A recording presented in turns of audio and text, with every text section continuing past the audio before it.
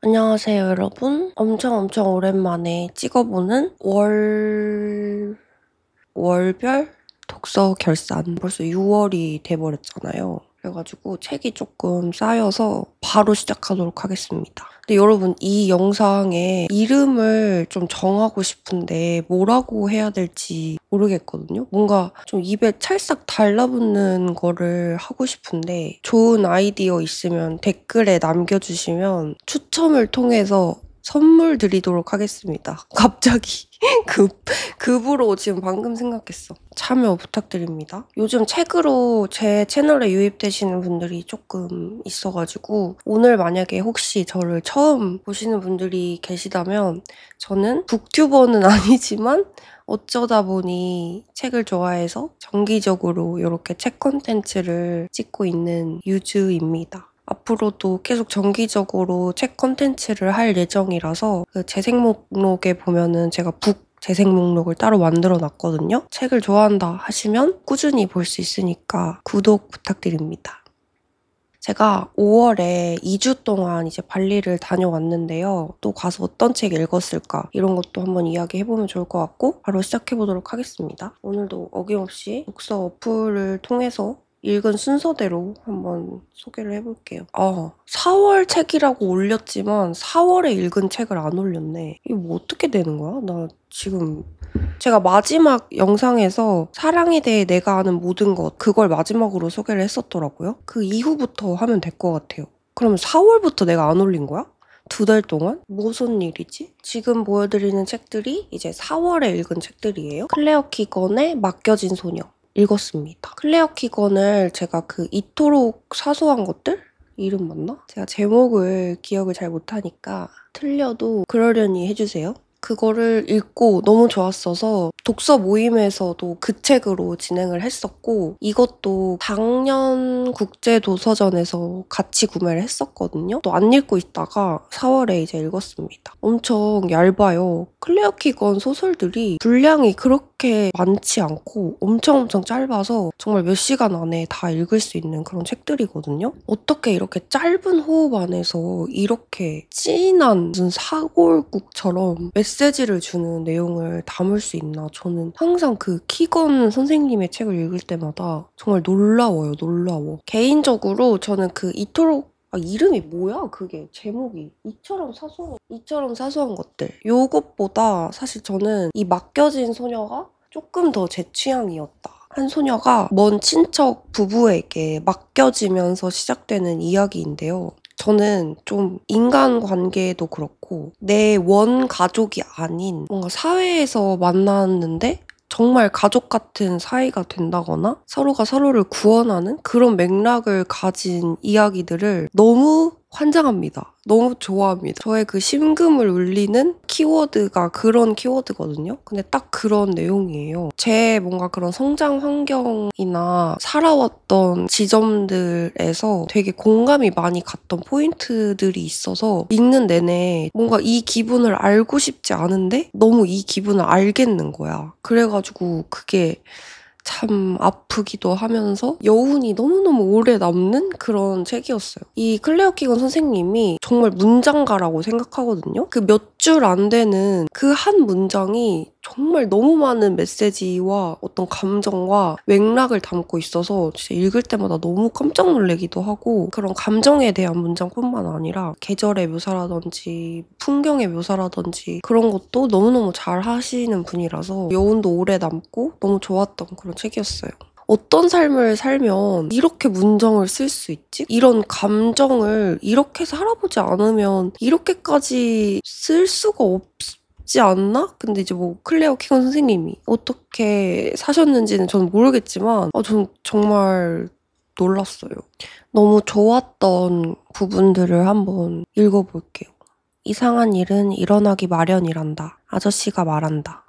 오늘 밤 너에게도 이상한 일이 일어났지만 에드나에게 나쁜 뜻은 없었어. 사람이 너무 좋거든, 에드나는.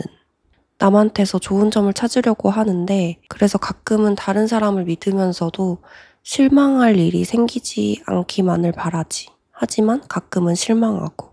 아저씨가 웃는다. 이상하고 슬픈 웃음소리다. 나는 뭐라고 해야 할지 모르겠다. 넌 아무 말도 할 필요 없다.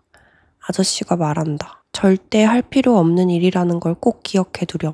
입 다물기 딱 좋은 기회를 놓쳐서 많은 것을 잃는 사람이 너무 많아. 오늘 밤은 모든 것이 이상하다. 항상 거기에 있던 바다로 걸어가서 그것을 보고 그것을 느끼고 어둠 속에서 그것을 두려워하고 아저씨가 바다에서 발견되는 말들에 대해서 누구를 믿으면 안 되는지 알아내려고 사람을 믿는 자기 부인에 대해서 하는 이야기를 내가 완전히 이해하지도 못하고 어쩌면 나에게 하는 것이 아닐지도 모르는 이야기를 듣는다. 진짜 어떻게 이런 문장을 쓸 수가 있냐고. 누구를 믿으면 안 되는지 알아내려고 사람을 믿는. 엄청 짧으니까 읽기도 부담이 없어서 아직 안 읽어보셨다면 꼭 한번 읽어보시는 거 추천드립니다. 그 다음에 제가 읽은 게 스티븐 킹의 유혹하는 글쓰기라는 책을 읽었습니다. 그 스탠리 큐브릭의 샤이닝 있잖아요. 영화 샤이닝? 그거의 원작 소설을 쓴 분이고 뭐 쇼생크 탈출, 미저리 이런 큼직큼직한 베스트셀러를 많이 쓴 작가님이라고 합니다. 제가 이 책을 읽은 거는 어떤 유튜브 알고리즘이 저한테 떴는데 글을 잘 쓰는 법이었나? 그런 영상이 뜬 적이 있어요. 저도 글을 잘 쓰고 싶은 욕심이 항상 있었거든요. 저는 말보다 글이 그 사람의 더 깊은 속내를 알 수 있는 매개체라고 생각을 해요. 말은 뭔가 실시간으로 이렇게 이야기하는 거기 때문에 이게 급하게 나오다 보니까 마음에 없는 말을 하기도 하고 하잖아요. 그래서 뭔가 그 사람의 좀 깊은 딥한 면을 보고자 하면 뭔가 글이 조금 더 그 사람을 잘 보여줄 수 있지 않나라고 개인적으로 생각하는데 그래서 그 글 잘 쓰는 법이라는 영상이 딱 떴을 때 또 나 글 잘 쓰고 싶은데? 해가지고 영상을 눌렀는데 그분이 글쓰기에 대한 많은 책이 있지만 그중에 딱 한 권만 추천을 한다면 이거를 추천하고 싶다고 이야기를 하시더라고요. 사실 글이라는 게 거창하게 글을 쓴다고 생각을 안 해서 그렇지 우리가 매일 카톡도 쓰고 회사에서 뭐 기획안을 쓸 수도 있고 그러니까 글이라는 거는 사실 늘 쓰잖아요? 글을 잘 써서 손해보는 일은 없다고 생각을 하는데 이걸 보니까 오히려 읽는데도 도움이 너무 많이 되는 거예요. 어떻게 하면 글을 잘 쓰는지에 대한 구조와 짜임에 대해서 딱 이야기를 하다 보니까 내가 소설을 읽으면서 이 부분을 잘 썼는지 못 썼는지를 뭔가 확인을 할 수 있게 도와주더라고. 근데 뭐 사실 방법론적인 것들은 누구나 다 다르게 적용될 수 있는 거니까 하여튼간 그걸 알 수 있어서 조금 흥미로웠고요. 완전 그 글쓰기에 관한 방법론적인 이야기만 담겨있는 건 또 아니더라고요. 이분이 뭐 자라왔던 환경이라든지 뭐 어떻게 하다가 글을 쓰게 됐는지 그런 것들도 담겨있어서 약간 에세이처럼 가볍게 읽기 좋아서 재밌게 읽었어요. 앞부분은 그런 에세이가 좀 담겨있고 이제 중반부부터 글쓰기에 대한 디테일한 부분들? 저는 항상 어떤 일을 하든 모든 일은 다 연결돼 있다고 생각하거든요. 특히 뭔가 창작을 하시는 분들이라면 한 개만 잘한다고 되는 게 아니고 요소들을 다 가지고 있어야 다 잘할 수 있다고 생각을 해요. 예를 들면 뭐가 있을까? 저 유튜브를 한다고 치면 카메라에 대해서도 알아야 되지, 편집할 줄 알아야 되지, 그 편집하는 어떤 구조, 덜어내는 기술이라든지 흐름을 알아야 되고 자막을 또 써야 되니까 그 자막에 들어갈 함축적인 글을 잘 쓰는 법을 또 알아야 하고 그런 키워드를 잘 잡아야 내 영상을 클릭하게끔 만들 수 있잖아요. 제목에 들어가는 어떤 문구라든지 썸네일을 만드는 방법이라든지 어떤 일을 하더라도 딱 하나만 두드러지게 할 줄 알아야 이게 잘 굴러가는 게 아닌 것 같더라고요. 자기 분야에서 이런 하우투를 전수해주는 책을 읽으면 읽을수록 관련이 없는 분야지만 도움이 되게 많이 된다는 걸 많이 느꼈어요. 정말 신기한 것 같아요. 여기도 보면은 소설의 아이디어는 그야말로 허공에서 느닷없이 나타나 소설가를 찾아오는 듯하다. 전에는 아무 상관도 없던 두 가지 일이 합쳐지면서 전혀 새로운 무엇인가를 만들어내는 것이다. 그러므로 소설가가 해야 할 일은 아이디어를 찾아내는 것이 아니라 막상 아이디어가 떠올랐을 때 그것이 좋은 아이디어라는 사실을 알아차리는 것이다. 이거에 제가 밑줄을 쳐놨는데 유튜브 콘텐츠를 만드는 일에도 적용이 되고 어떤 창작을 하는 거에서도 적용이 되는 일이잖아요. 그래서 되게 도움이 많이 됐어요. 그래서 재밌게 읽었습니다. 유혹하는 글쓰기. 다음 책은 장미셸 우구르리앙 세 번째 뇌라는 책입니다. 이 책의 부제 모방 욕망에 숨겨진 관계 심리학. 챗 GPT한테 추천받았거든요? 그 모방에 대한 키워드에 또 꽂힌 거예요. 사람과 사람은 왜 이렇게 서로서로 영향을 잘 받고 이렇게 모방하는 심리가 생기고 왜 그런 걸까? 이런 거를 또 한때 꽂혀가지고 챗 GPT한테 추천을 받아서 구매를 했는데 모방에 대한 내용은 사실 별로 안 나와요. 그래서 조금 실망했던 책이었어요. 이 저자분이 신경정신의학자고 심리학자거든요. 그래서 다른 좀 유명한 르네 지라르라는 신경정신의학자랑 같이 뭐 뇌랑 모방 이론에 대해서 좀 연구를 많이 하셨다고 해요. 뇌가 어떻게 모방을 하게끔 만드는지 그런 내용은 또 나와 있어가지고 그런 건 또 재밌긴 했어요. 정신병의 종류 막 이런 것도 알려주거든요, 여기서. 뭔 책이지 이게? 내가 원했던 그런 내용은 정말 코딱지만큼 나와가지고 모방 욕망에 숨겨진 관계 심리학이라면서. 다음 책은요, 바로 최진영님의 쓰게 될 것을 읽었고 저는 사실 그 최진영님의 구애 증명이 호불호가 엄청나게 강하잖아요. 저는 좀 자극적인 거 그래도 좋아해가지고 나쁘진 않았거든요. 세상에 나쁜 책은 없다 생각해. 그냥 나랑 잘 맞는 책이 있고 안 맞는 책이 있고 타이밍도 중요하고 저는 구애 증명이 뭐 그래도 그렇게 나쁘진 않았어요. 그래서 뭔가 그 최진영님에 대한 강렬한 인상이 있는데 이 쓰게 될 것을 읽었는데 구애 증명이랑 너무 완전히 다른 분위기인 거예요. 같은 작가님인가 싶을 정도로 좀 다른 느낌이 들었어요. 단편마다의 분위기가 또 격차가 또 엄청 커가지고 귀여운 내용도 있고 엄청 막 사무치게 슬픈 그런 내용도 있고 개인적으로 재밌었던 단편이 배지가 않네. 자막으로 쓰겠습니다. 이 단편 너무너무 재밌었고 귀여웠고 이 단편 순서가 있잖아요. 읽으면 읽을수록 내 취향에 맞는? 읽을수록 더 좋아지는 책이었어요. 뭔가 구애증명이 내 스타일 아니고 호불호 너무 강해서 최진영님에 대한 어떤 편견이 있으셨던 분들이라도 이 책은 읽어보면 괜찮지 않을까. 이제 이때쯤에 그 민경 편집자님이랑 취향 인터뷰하고 나서 민경님이 추천해주셨던 이 파트리크 주스킨트의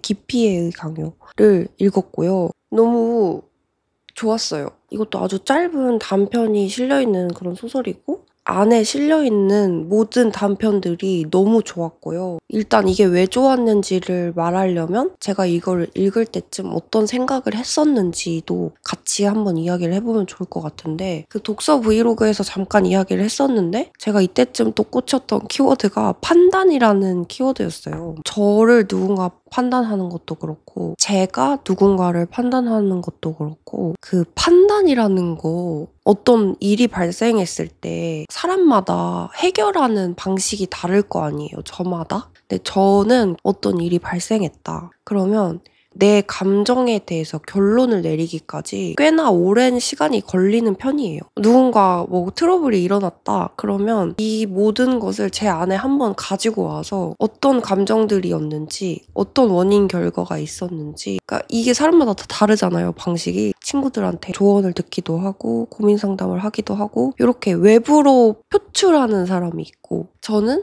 이걸 다 내부로 가지고 들어와요. 글을 쓰거나 뭐 혼자 생각을 하거나 왜 이런 일이 생겼었을까 하면서 막 반추하기도 하고 그 감정을 처리하는 데까지 꽤나 오랜 시간이 걸리는 편인데 그러니까 또라이들을 만나면 사실 또라이가 왜 존재하는지 생각할 필요가 없잖아요. 그러니까 또라이는 그냥 또라이야. 나도 누군가한테 또라이가 될 수도 있고 누가 저한테 이렇게 자극을 주면 그 자극에 대해서 되게 생각하는 편이에요. 그러니까 왜냐면 그걸 이해해야 되니까. 뭐 일기를 쓰면서 한 번 더 그걸 복기하고 왜 이런 일이 생겼지? 나한테 어떤 문제가 있었을까? 하면서 나한테 원인을 찾기도 하고 이런 식으로 그것에 대해서 구조화를 시키려고 되게 애를 쓰는 사람이라서 판단이라는 거에 대해서 나도 조심하려고 하고 누군가 또 나를 그렇게 생각하지 않았으면 좋겠는데 하여튼 그래서 그 판단이라는 거에 대해서 막 생각을 했었는데 여기에 딱 첫 편부터 판단에 대한 내용이 나와버리는 거예요. 그림을 그리는 젊은 여인이 있는데 그 여인의 작품에 대해서 여러 사람들이 왈가왈부하는 거예요. 당신 작품은 재능이 있고 마음에 와닿습니다. 그러나 당신에게는 아직 깊이가 부족합니다. 이 여인은 처음에는 그걸 잊어버렸어요. 신경 안 썼어. 근데 이 평론가가 또 신문에다가 이 젊은 화가는 뛰어난 재능이 있지만 애석하게도 깊이가 없다. 이걸 또 신문에다 쓴 거야. 그러니까 이 사람이 그때부터 생각하기 시작하는 거예요. 내가 진짜 깊이가 없나? 나 왜 깊이가 없지? 그러면서 점점 결국에 이거 진짜 한번 그냥 읽어보세요. 이거 너무 짧고 너무 스포가 돼서 다 이야기를 하지 못해. 어쨌든 이런 식으로 원하지 않는 누군가의 판단. 이게 딱 그냥 첫 판부터 아예 그냥 이걸 나와버리는 거야. 내가 아무한테도 그때 얘기 안 했던 그 판단이라는 것에 대해서 생각하고 있을 때 마침 저한테 딱 또 이런 단편이 찾아온 거예요. 저는 이 파트리크 쥐스킨트가 이걸 의도했는지 아닌지 모르겠지만 이 단편의 순서가 있잖아요. 판단에서부터 시작해서 연결감이 있다고 해야 되나? 저는 그래서 되게 와 이거 미쳤는데 천재 아니야? 이런 생각을 했었어요. 이거는 한번 읽고 느껴보셨으면 좋겠다. 이걸로 독서 모임 하면 너무 재밌을 것 같거든요. 너무 짧은데 읽고 나서 계속 생각하게 만드는 그런 책이에요. 그러니까 처음에 읽었을 때 내가 느끼고 해석한 바가 맞나? 아니면 이거에 어떤 은유적인 키를 숨겨놓은 건가? 이렇게 뭔가 계속 추리하게 만들고 이 단편의 그 배치가 전 진짜 기가 막히다고 생각했다고 했잖아요. 그래서 이거 읽으면서 어떤 말을 하는 순간 나만의 해석이 무조건적으로 내 시선이 들어가기 마련인데 그게 과연 상대가 원하는 것일까? 또 생각을 해보게 됐고 그래서 중요한 게 대화가 아닐까. 내가 혼자 생각하고 내가 혼자 판단하지 말고 이렇게 물어보고 내 시선으로 난 바라보기 마련이니까 판단을 안 할 순 없겠지. 그렇지만 건강하고 성숙한 판단을 하고 싶다. 이렇게 딱 마무리를 짓게 도와준 그런 단편이었습니다. 그 다음 책이 이 유선혜님의 사랑과 멸종을 바꿔 읽어보십시오 라는 시집이고 근래에 읽었던 시집 중에 제일 마음에 들고 정말 끝까지 완독한 그런 시집입니다. 제가 완독한 시집이 몇 권 없거든요, 생각보다. 그러니까 저는 시가 너무 어렵고 너무 슬퍼서 슬픈 걸 보면서 위로받고 싶은 순간에는 시가 좋은데 힘을 내고 싶고 그 긍정적인 에너지를 이렇게 발산해야 될 때 읽으면 조금 힘들더라고요, 시들이. 근데 이거는 너무 좋아서 정말 끝까지 다 읽었던 시였어요. 왜 좋았는지는 그냥 제 취향이라서 좋았고 맨 앞장 시인의 말부터 미쳤다라는 생각이 들었어요. 시인의 말. 그러나 나는 기어이 써버리는 사람. 논리도 없이 비약만 있는 미래를 꿈꾸고 망해버린 꿈들을 죄다 옮겨 적는 사람. 이걸 토하지 않으면 어떻게 살아가죠? 너무 저랑 비슷하고 공감되는 내용이 많아서 그래서 너무 좋았습니다. 그리고 보통 시집을 읽으면 이 시는 너무 좋은데 다른 시는 뭐 내 스타일이 아닌 경우도 있고 한데 이거는 처음부터 끝까지 문장이 다 너무 좋았어가지고 저의 뭔가 인생시가 되지 않을까? 이런 생각을 해봤습니다. 다음 책이 제가 이북으로 읽었던 조예은 작가님의 적산가옥의 유령을 읽었습니다. 이게 4월의 마지막 책으로 읽었었고요. 그 브이로그에서도 이야기했지만 으스스하고 공포 이런 내용인데요. 너무 재밌게 읽었어요. 그냥 그 도파민 완전 미치게 터지는 그런 소설들을 가끔 읽고 싶거든요. 저는 무서운 거 진짜 잘 보고 무서움도 잘 안 느낀다고 해야 되나? 안 느낀다고 하는 게 맞나? 무서운 거 못 보시는 분들은 밤에 읽으면 안 돼. 낮에 읽으세요. 귀신 나오는 내용이니까 잠깐 읽어야지 했는데 다 읽어버림. 너무 재밌어가지고 추천. 그 다음 이제 5월 책 첫 번째 책이 바로 이 아티스트 웨이 제가 좋아하는 벨라디드가 인생책이라고 했다고 인스타에 이렇게 뜬 거 보고 사서 읽었거든요. 이거 보고 모닝 페이지도 시작했다. 막 그런 얘기도 영상에서 한 적이 있는데 이분이 정확히 뭐 어떤 일을 하셨는지 모르겠어요. 되게 유명한 분이라고 하더라고요. 작곡가, 소설가, 시인, 영화 감독, 타임스랑 보고에서 저널리스트로 활동도 하시고 각본도 쓰시고 영화제 감독상을 수상하기도 하고 하여튼 그냥 예술가이신 것 같아요. 굉장히. 모닝 페이지가 그거거든요. 잠에서 깨서 바로 쓰는 루틴? 모닝 루틴 같은 거예요. 잠에서 깨서 45분 정도까지가 그 자기 방어가 작동하기 전의 시간이라고 하더라고요. 머릿속에 떠오르는 무엇이든 기록하면서 새 쪽을 이제 채워보는 그런 거거든요. 근데 저도 지금 하고 있고 내 마음 정말 그 무의식에 있던 것들까지 다 나오게 된단 말이에요. 뭔가 해결 못한 어떤 감정들이라든지 별거 아닐 수도 있잖아요. 내가 골몰하는 게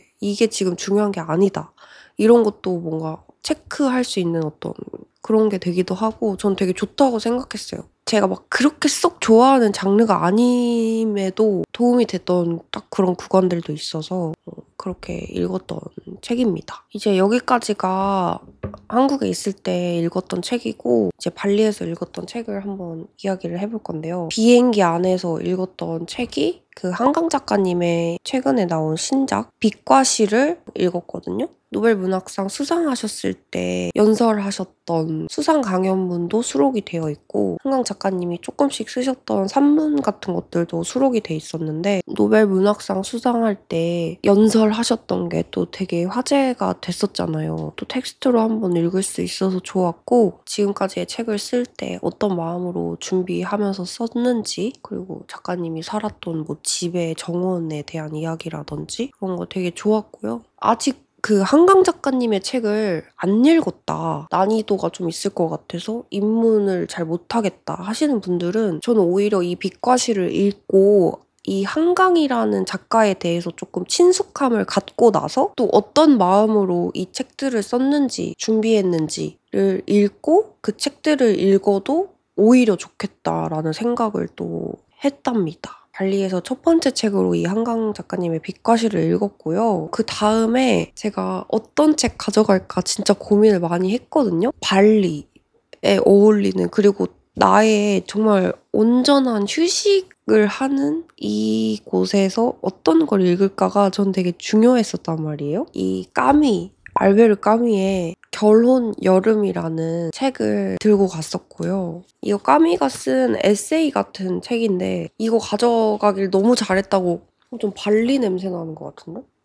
이거 가져가길 너무 잘했다고 생각하는 게 까미가 여름 휴가 때 뭔가 그런 풍경이나 자기의 생각을 쓴 그런 책인데 문장이 진짜 너무 아름다운 거예요. 특히 이 알제의 여름이라는 단편이 있는데 그 문장이 그 풍경을 묘사하는 게 너무너무 아름다워서 제가 있던 그 발리와도 너무 잘 맞물리는 것들이 많아서 너무 좋았고요. 너무 아름다워. 이거 여름 바캉스 책으로 너무 추천드려요. 제가 글을 잘 쓰고 싶다 했잖아요. 이거 읽으면서 약간 자괴감까지도 들었어. 다시 태어나도 이렇게 글 못 쓸 것 같다. 이런 사람이 진짜 작가 하는구나. 제가 줄쳐놓은 거 한번 읽어볼게요. 젊음의 특징은 아마도 손쉬운 행복을 누릴 수 있는 그 천부의 자질일 것이다. 그러나 젊음이란 무엇보다 먼저 거의 낭비에 가까운 삶의 서두름이다. 이런 문장 어떻게 쓰냐고. 이제 저도 30대 거의 중반에 가까워지니까 이런 생각 진짜 많이 하거든요. 젊을 때 진짜 많은 걸 경험하고 많이 놀아야 된다. 이 사람마다 또 삶의 방향이 다를 수 있겠지만 그 여기 이 까미가 말하는 그 손쉬운 행복을 누릴 수 있는 그 천부의 자질? 나이가 들면 들수록 이게 너무 어렵기 때문에 정말 그러니까 젊어서 놀아라. 이거를 어떻게 이렇게 쓰냐고. 진짜 아름다운 글이에요. 아름다운 글. 까미의 글들이 사실 쉽진 않다 보니까 이게 뭔 말이야 싶을 수도 있거든요. 근데 그냥 시를 읽는다 생각하고 그냥 그 문장을 즐기면 돼요. 해석하고 이해하려고 할 필요 없이 이 문장을 즐기면 된다. 그러고 나서 제가 이디스 워튼의 여름도 들고 갔었고 한병철님의 관조하는 삶, 이북으로 도리언 그레이의 초상도 읽었고 에리 프롬의 자유로부터의 도피를 가져갔었는데 너무 신기한 게 아름다운 풍경들과 그냥 놀다 보니까 책이 머리에 안 들어오는 거예요. 나 이게 또 신기하더라. 그래서 발리에서는 이렇게 2권을 완독을 해가지고 왔고요. 그리고 이제 집에 다시 와서 원래 읽던 거를 다시 읽기 시작했는데 그중에 하나가 이 올더스 헉슬리의 멋진 신세계. 이것도 독서 브이로그에서 이야기했는데요. 진짜 개재밌어요, 여러분. 인간이 공장에서 제품처럼 대량 생산되는 그런 세계관을 가진 책이거든요. 내가 지금 가지고 있는 거, 내가 누리고 있는 거 이런 거를 다시 한번 생각해보게 하고 철학적인 메시지가 담긴 그런 내용이다. 이런 거 좋아하면 한번 읽어보시면 좋겠습니다. 자, 이제 드디어 마지막 책입니다, 여러분. 마지막 책은 이거 영상에서 제가 꽤 많이 보여드렸던 쇼펜하우어의 인생론 에세이 사랑은 없다. 사랑은 없다는 부제고 인생론 에세이가 이 책의 제목이더만 사랑에 대한 키워드에 빠졌을 때 산 책이었거든요. 사랑은 없다 이래가지고 또 이 영감탱이가 얼만큼 후드려 팰까 사랑에 대해서 막 이랬는데 사랑에 대한 내용은 사실 안 나왔어요. 쇼펜하우어의 자기소개서 이것도 있는 저는 이 쇼펜하우어 보면 너무 웃기거든요? 이 사람 제 유머 코드에 너무 웃음벨이라서 그냥 진짜 이렇게 얼굴만 봐도 너무 웃기고 웃긴 내용만 있진 않아요, 솔직히. 나를 다시 되돌아보게 하고 어떤 거를 또 중요시 생각하면서 살아야 될까. 철학자니까 그런 철학적인 내용도 많지만 너무 재밌게 잘 읽었고 이게 좋은 게 여러분 처음부터 끝까지 이어지는 그런 내용이 아니라 이렇게 한 장씩 그러니까 한 파트씩 읽을 수가 있거든요. 그래서 자기 전에 그냥 이렇게 한 장씩 읽으면 되니까 너무 딥하고 너무 어려운 거 못 읽는다 하시는 분들 강추드립니다. 드디어 끝났다. 와, 나 지금 촬영 몇 시간 한 거야? 무슨 말 했는지도 모르겠어. 아무튼 여러분 이렇게 오늘 4월, 5월 책 추천은 여기까지고 제가 아까 이야기했듯이 찰떡 같은 제목을 지어주시는 분께 선물 드릴 테니까 댓글 많이 달아주시고요. 여러분의 댓글이 저에게 엄청 많은 힘이 되니까 댓글 많이 남겨주세요. 그러면 빠르게 다음 영상으로 또 찾아뵙도록 하겠습니다. 안녕.